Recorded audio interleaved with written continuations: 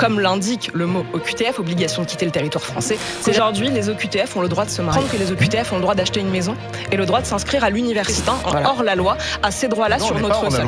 Dans n'importe quel pays du monde, les clandestins se cachent avec les pays qui refusent de reprendre leurs bombes sur pattes, notamment l'Algérie. Oui. Attention, choc garanti. En 2025, Sarah Knafo, étoile de reconquête, met le feu sur les grandes gueules face à un plateau de gauchistes, les clandestins sous OQTF. Ils se marient, achètent des maisons, squattent nos facs et la France applaudit. Le Conseil constitutionnel leur offre ses droits, s'étrangle Knafo. Avec 150 000 OQTF en liberté, dont 90% jamais expulsés, elle accuse « Nos élites laissent l'Algérie nous narguer ». Les Français en ont ras-le-bol, Knafo veut un choc, expulsé sans pitié. Vérité brute ou provocation dangereuse, les OQTF volent-ils la France ? Restez scotchés, ça va secouer. Question simple d'actualité, faut-il interdire les mariages avec un étranger sous OQTF ? Alors certains le veulent, je sais pas, j'imagine vous, mais le mariage c'est une liberté fondamentale, c'est ce que nous apprend le droit. Ouais, un droit fondamental. Donc on apprend, en fait, moi ce que j'adore dans ces débats, c'est que les Français apprennent à cette occasion qu'aujourd'hui les OQTF ont le droit de se marier.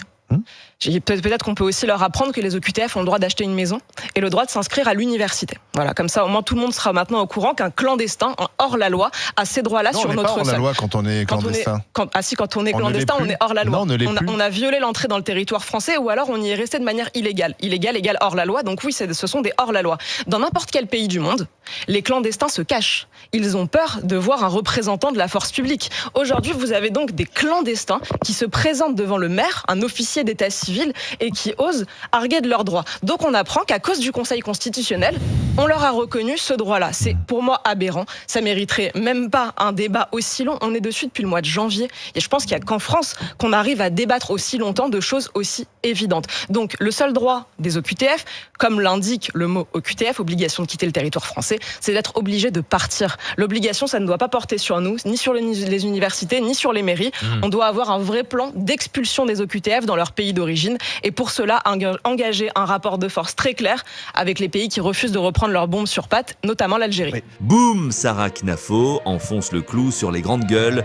Les OQTF, ces clandestins hors la loi, se pavanent en France, marient, achètent des maisons, squattent au NoFac. Pourquoi le Conseil constitutionnel leur déroule le tapis rouge, s'étrangle-t-elle ? 150 000 OQTF, 90% jamais expulsés, et l'Algérie qui bloque les rapatriements selon le Sénat. Ailleurs, ça rigole pas, l'Australie refoule 90% des clandestins. Le Maroc expulse en 48 heures. Le Japon atteint 99%. Mais en France, nos élites gauchistes laissent faire, tonne Knafo. La France est-elle une passoire ? Knafo a-t-elle raison ? Dites-le dans les commentaires, ça va clasher.